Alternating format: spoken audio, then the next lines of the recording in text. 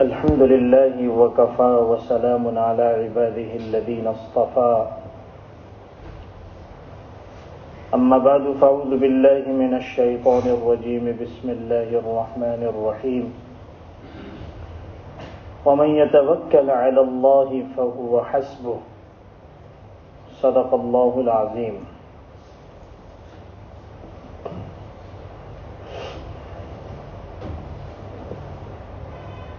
اللہ تبارک و تعالی نے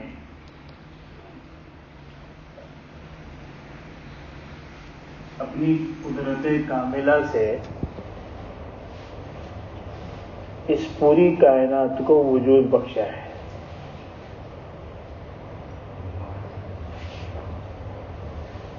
ایک تو اس کائنات کا کوئی بنانے والا ہے.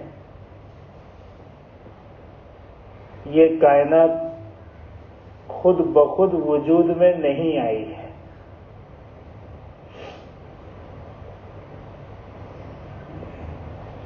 اور یہ ایک عام تجربہ بھی ہے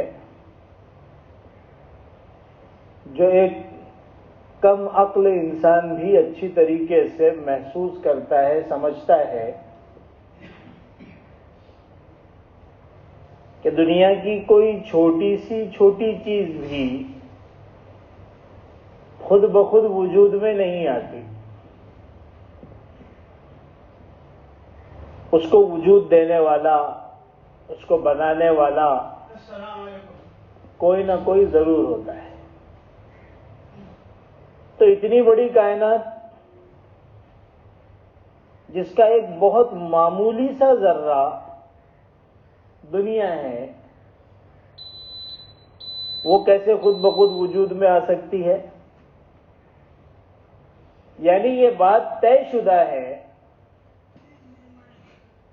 کہ کوئی نہ کوئی کریٹر، کوئی نہ کوئی خالق، کوئی نہ کوئی صانع اور کوئی نہ کوئی بدیع اس کائنات کا ہے کہ جس نے بغیر کسی نمونے کے اپنی قدرت سے اس کائنات کو عدم سے وجود بخشا ہے. اور یہی اصل کمال ہے اور یہی اصل اللہ تبارک و تعالیٰ کی قدرت ہے. ورنہ اب تک کی جتنی نئی نئی ایجادات اور چیزیں ہیں، یقیناً اس کے لیے کسی نہ کسی نمونے کو پیش نظر رکھا گیا اور اس کو بنیاد بنا کر انسانی عقل کو خوب استعمال کر کے اپنی صلاحیتوں کو جو اللہ تعالیٰ نے انسان کو ودیعت کی ہے، دی ہے، ایک نئی شکل میں پیش کیا گیا. جیسے مثال کے طور پر آج لوگ ہوائی جہازوں میں اڑان بھرتے ہیں اور منٹوں اور سیکنڈوں میں میلوں کا فاصلہ طے کر لیتے ہیں. ایک بہت زبردست ایجاد ہے جس سے انسانیت کو بڑا فائدہ بھی پہنچ رہا ہے. لیکن اس ایجاد کے پیچھے ایک نمونہ ہے جس کو دیکھ کر انسان کے دماغ میں یہ خواہش پیدا ہوئی کہ کیوں نہ میں بھی اڑوں. چنانچہ اس نے پرندوں کو دیکھا کہ پرندے اپنے پروں پر سہارا لگا کر ہواؤں میں اڑتے ہیں اور جہاں چاہتے ہیں چلے جاتے ہیں. اس نے اس چیز کو دیکھ کر، اس مشاہدے سے نتیجہ اخذ کرتے ہوئے اڑان بھری. آدمی گرتا ہے، پڑتا ہے، ٹھوکر کھاتا ہے اور پھر اس کے بعد اللہ تعالیٰ اس کو کامیابی بھی دے دیتے ہیں. من جد وجد، جو محنت کرے گا وہ یقیناً آگے بڑھے گا. تو اللہ تعالیٰ نے اس بندے کے لیے اڑنا آسان کر دیا، اور پھر وہ چیز ترقی کرتے کرتے آج ہوائی جہاز کی شکل میں ہمارے سامنے موجود ہے. یہ اللہ کی ذات ہے جس نے بغیر نمونے کے ساری کائنات کو وجود بخش دیا. یہ ہے اصل خالق، یہ ہے اصل مالک. اسی کو کہا جاتا ہے صانع، اور اسی کے لیے لفظ استعمال ہوتا ہے بدیع. یا بدیع العجائب بالخیر یا بدیع. بدیع کسے کہتے ہیں؟ کہ جس نے بغیر کسی نمونے کے ساری چیزوں کو وجود بخش دیا. اس نے اس کو اپنے سامنے رکھا ہو اور پھر اس پر اپنی عقل کو دوڑایا ہو اور پھر اپنی صلاحیتوں کو کام میں لایا ہو اور پھر چیزوں کو وجود بخشا ہو، ایسا نہیں ہے. تو اس عالم کا، اس کائنات کا ایک کریٹر ہے جس نے ساری چیزوں کو وجود بخشا ہے. جب اس نے اپنے اس قدرت کاملہ کے ذریعے کائنات کو وجود بخشا تو اس کے ساتھ کچھ اصول اور قوانین لگا دیے جس کے تحت یہ کائنات چلتی ہے. اور ایسے پکے اور مضبوط اصول ہیں، ایسے لاز ہیں جس کو فزیکل لاز کہا جاتا ہے، فطری قوانین، طبیعی قوانین، کہ ذرا برابر بھی کائنات اس قانون سے ہٹتی نہیں، برابر اسی ضابطے پر ساری کائنات چل رہی ہے. آپ کی دنیا کا تو پتہ نہیں کون سا کروڑواں نمبر آئے گا، اللہ نے اتنی بڑی کائنات بنائی ہے. تو وہ اصول کے تحت وہ سارا کائناتی نظام چل رہا ہے. شمسی نظام چل رہا ہے، قمری نظام چل رہا ہے، زمینی نظام چل رہا ہے، فضائی نظام چل رہا ہے، بحری نظام چل رہا ہے، بری نظام چل رہا ہے، اور پتہ نہیں اللہ کے کیسے کیسے نظام ہوں گے. وہ برابر جب سے اللہ تعالیٰ نے اس کو وجود بخشا اور پیدا کیا آج تک وہ نظام چل رہا ہے. سرے منہ ذرا برابر بھی اس میں انحراف نہیں ہوتا اور وہ اپنے اس قانون اور اصول سے آگے پیچھے نہیں ہوتا. اس کو کہا جاتا ہے اللہ تبارک و تعالی کا وہ نظام جو سنت اللہ کہلاتا ہے، جس کو فزیکل لاز کہتے ہیں، فطری قوانین جس میں تبدیلی نہیں ہوتی، جس کو اللہ تعالیٰ نے قرآن میں فرمایا وَلَن تَجِدَ لِسُنَّتِ اللَّهِ تَبْدِيلًا، کہ تم اللہ تبارک و تعالیٰ کی سنت اور اللہ تبارک و تعالیٰ کے بنائے ہوئے فطری قانونوں میں تبدیلی ہرگز نہیں پا سکتے. ماشاءاللہ یہاں پر 60 سال 70 سال 80 سال عمر کے لوگ بیٹھے ہیں کم و بیش. کیا کبھی آپ نے ایسا دیکھا کہ کسی دن چاند نکلا ہی نہ ہو؟ کیا کبھی آپ نے اپنی زندگی میں، جو آپ کے اپنے مشاہدے کی زندگی ہے، کیا ایسا کوئی مشاہدہ کیا کہ سورج اپنے وقت پہ نہ نکلا ہو؟ آپ کی نظر سے نہ دیکھا ہو بات الگ ہے کہ بادل آ گئے اور سورج نظر نہیں آیا. ہفتوں بعض جگہ پر سورج نظر نہیں آتا، لیکن سورج موجود تو ہوتا ہے، نظر نہیں آتا. اسی وقت دوسرے ملک والے، بلکہ اسی ملک کے دوسرے علاقے والے اس کو دیکھتے ہیں. آج شمالی ہندوستان میں آپ چلے جائیں، سردی کی ایسی لہریں ہیں کہ وہاں پر سورج نام کی کوئی چیز ہی نہیں ہے. لیکن الحمدللہ روزانہ ہمیں اللہ سورج اپنے وقت پر دکھا رہا ہے. تو اللہ کا یہ جو کائناتی نظام ہے وہ برابر چل رہا ہے. لوگ پیدا ہو رہے ہیں، ان کی نشو و نما ہو رہی ہے، کھانے پینے کے سارے انتظامات ان کے لیے ہو رہے ہیں، اور وہ مرتے بھی جا رہے ہیں.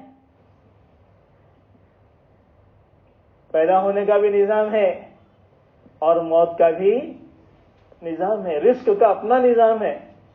ایک بہت بڑا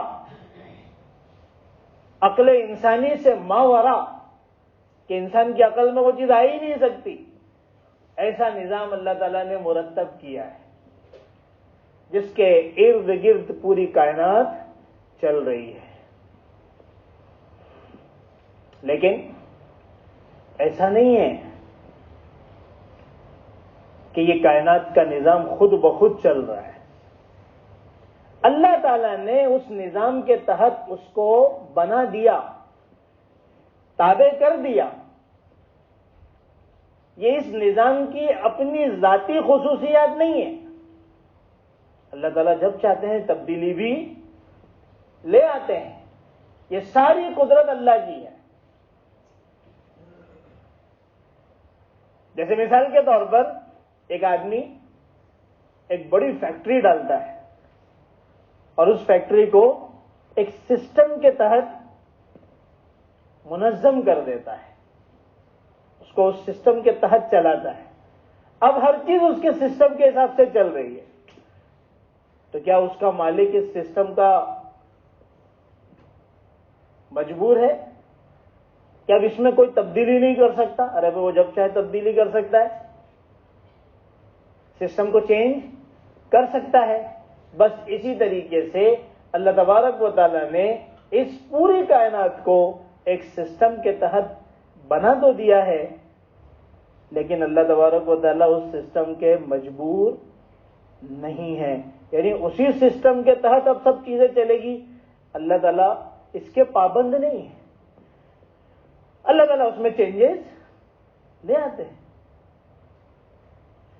بہت آسان مثال کہ اللہ تعالیٰ نے آگ میں جلانے کی صفت رکھی ہے.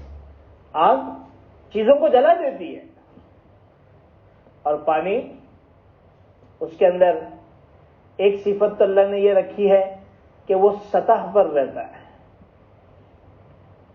کھڑا نہیں ہوگا، سطح پر رہتا ہے.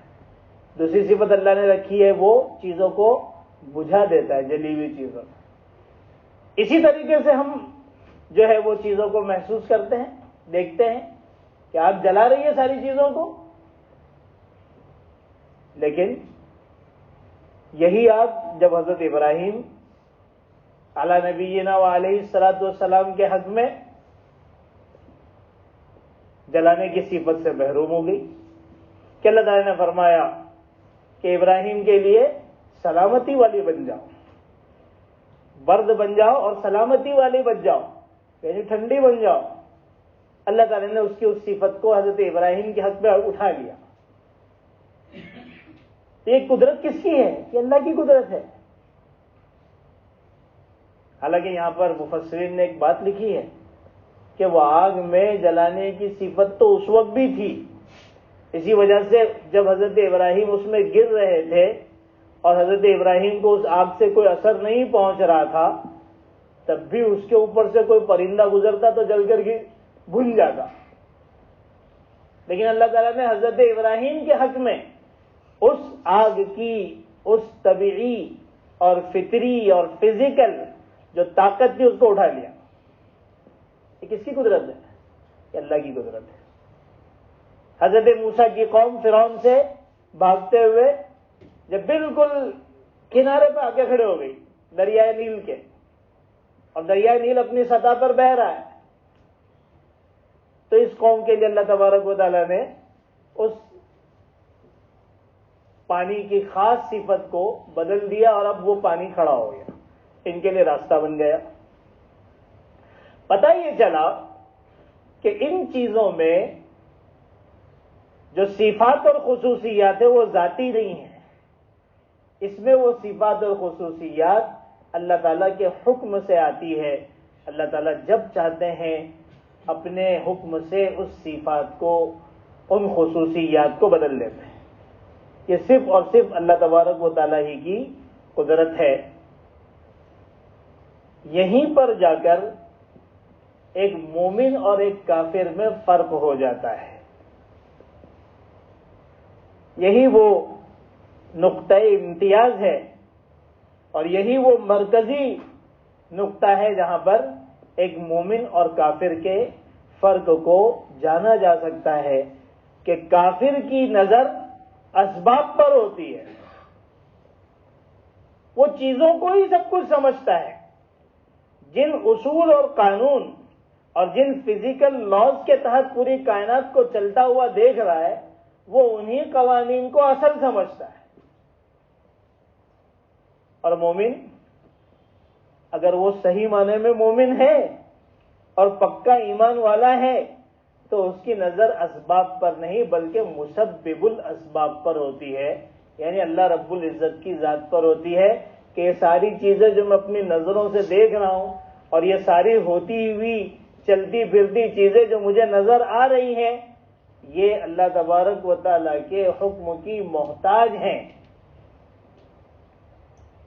یہ خود ذاتی خصوصیات نہیں رکھتی. اس کے ذریعے سے فائدہ یا نقصان انسان کو اسی وقت پہنچ سکتا ہے جب اللہ کا حکم ہو. اللہ تبارک و تعالیٰ اس سے بعضوں کو فائدہ بھی پہنچاتے ہیں اور بعضوں کو اس سے نقصان بھی ہوتا ہے. لہذا اپنا تعلق مسبب الاسباب سے بنانا اور اللہ تبارک و تعالیٰ کی ذات سے مضبوط کرنا، یہ اصل ہے.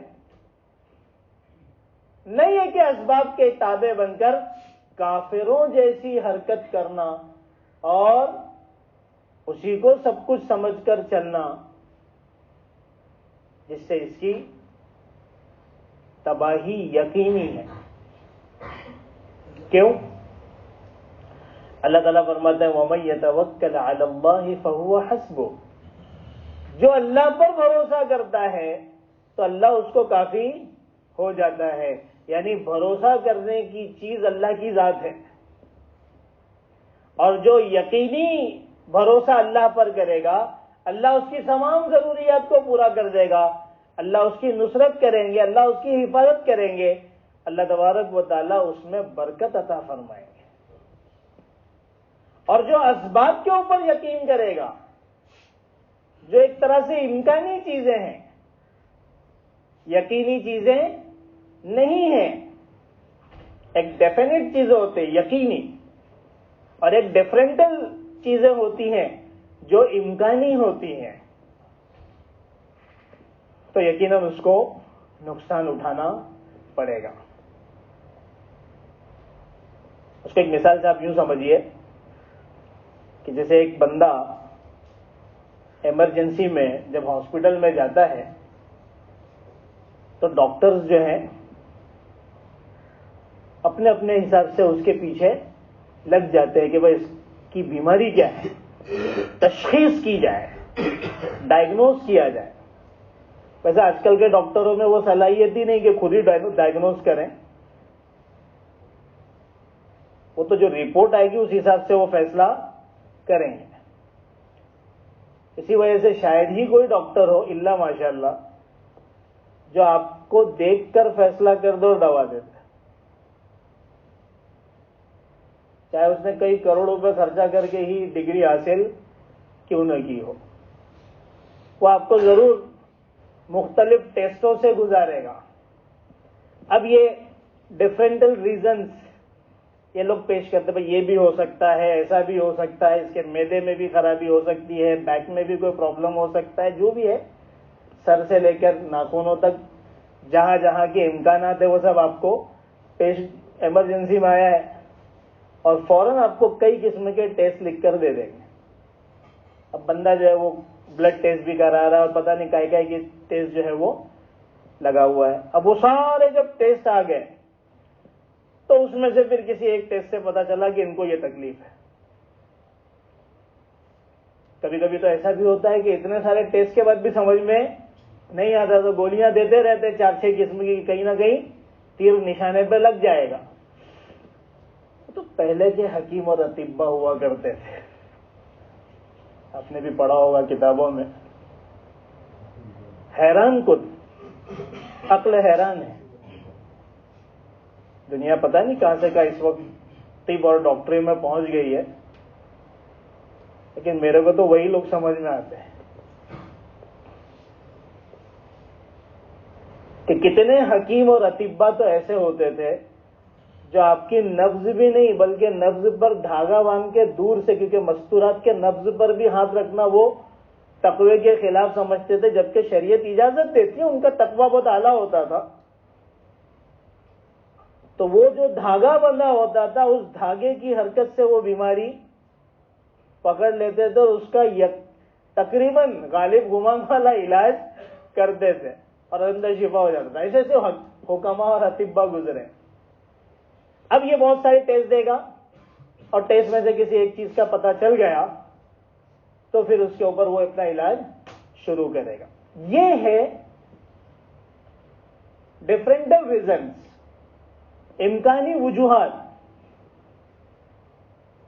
یہ کوئی یقینی وجہ شروع میں نہیں بتا پاتے.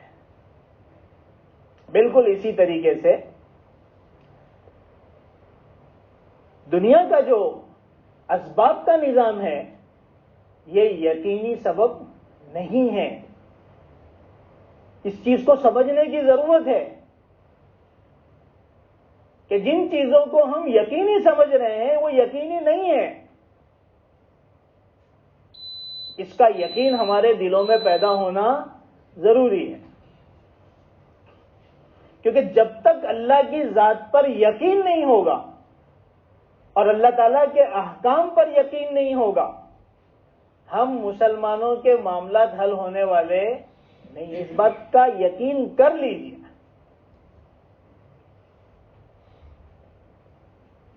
یہ یقینی اسباب نہیں ہے. ہم دیکھتے ہیں کہ بادل آ رہے ہیں اور بادل سے بارش برستی ہے، اور آج کل تو ویدر کا پورا سسٹم آپ کے موبائلوں میں سیکنڈ کا موجود ہے کہ اس وقت کیا ٹیمپریچر چل رہا ہے اور کتنے دنوں بارش رہے گی، سنی کیا ہوگا اور رینی کیا ہوگا، یہ ساری چیزیں آتی ہے. بہت سی مرتبہ وہ صحیح بھی نکلتا ہے اور بہت سی مرتبہ اس کے خلاف بھی ہوتا ہے. ہم نے تو کئی مرتبہ یہ تجربہ خود کیا. میں جب اپنے سفر سے واپس ہو رہا تھا اور ہمارے لیے اس دن بارش ہونا بہت خطرناک تھا، بائی روڈ سفر تھا اور ویدر بتا رہا تھا کہ اس دن بارش ہے، لیکن اللہ کا کرنا ایسا ہوا کہ اس دن بارش نہیں ہوئی، ایک دن بعد شروع ہوگی. تو پتہ یہ چلا کہ یقیناً اللہ تبارک و تعالیٰ نے نظام کے تحت کائنات کو رکھا ہے، لیکن اللہ تعالیٰ اس نظام کے تابع نہیں ہے، وہ نظام اللہ کے تابع ہے. تو ظاہر سی بات ہے کیا آدمی کو بجائے اس نظام کے حکمرانی کو ماننے کے اور ان کا غلام بننے کے خدا کی حکمرانی کو ماننا اور خدا کا غلام بننا اس کے حق میں بہتر ہے. یہی چیز انبیاء کرام علیہ السلام سمجھایا کرتے تھے کہ خدا کی حکمرانی کو مان لو، اس نے جو احکام دیا ہے اس پر عمل کرو، خدا کو راضی کرو، خدا کو ناراض کرنے والی چیزیں سے اپنے آپ کو بچاؤ، کیونکہ مسلمانوں کے حق میں سارے فیصلے مسلمانوں کے اعمال کی بنیاد پر ہوتے ہیں. اس چیز کو اچھی طریقے سے سمجھ لیں. یہیں پر جا کر ایک بہت بڑی غلطی ہو رہی ہے کہ ہم نے اپنے آپ کو مشاہدے کا پابند بنا کر جو نظریں دیکھتی ہے کافروں کے جیسا سمجھ لیا. یہ ایک بہت بڑی غلطی ہے کہ غیر تو انٹرسٹ کا کاروبار کر کے آگے بڑھ رہے ہیں، قمار اور جوؤں کہ بزنس کر کے آگے بڑھ رہے ہیں، حرام طریقوں سے آگے بڑھ رہے ہیں، ان کی تجارت کے جو طریقے ہیں جو شریعت کے اور اسلام کے خلاف ہیں، ان کے ذریعے آگے بڑھ رہے ہیں۔ اڈانی کہاں پہنچ گیا، امبانی کہاں پہنچ گیا، ٹاٹا برلا کدھر اور پتہ نہیں کون کے کدھر ہے انڈیا میں اور دنیا میں، پتہ نہیں کس کس کے نام روز و شب اپنے زبانوں سے ہم بولتے رہتے ہیں، تذکرے انہی کے ہوتے ہیں۔ بوفٹ یہاں ہے اور فلاں کدھر ہے، فرسٹ پہ کون ہے اور سیکنڈ پہ کون ہے۔ ہاں، یہ نظروں کا دھوکہ۔ اب انہی کو دیکھ کر ہم نے بھی اپنا طریقہ اور اپنا راستہ تجویز کیا کہ ہم بھی ویسا ہی کاروبار کریں گے۔ حالانکہ ان کے لیے جو اللہ تعالیٰ کا قانون ہے وہ الگ ہے، اور مسلمانوں کے لیے جو اصول ہے وہ الگ ہے۔ یہ بات اچھی طریقے سے سمجھ لیں۔ ان کی بھی پکڑ ہوگی، دنیا میں بھی ہو سکتی ہے، آخرت میں تو ہے ہی، لیکن مسلمانوں کی تو دنیا ہی میں پکڑ ہو جائے گی، کیونکہ ان کے لیے تو یہ قانون ہے ہی نہیں۔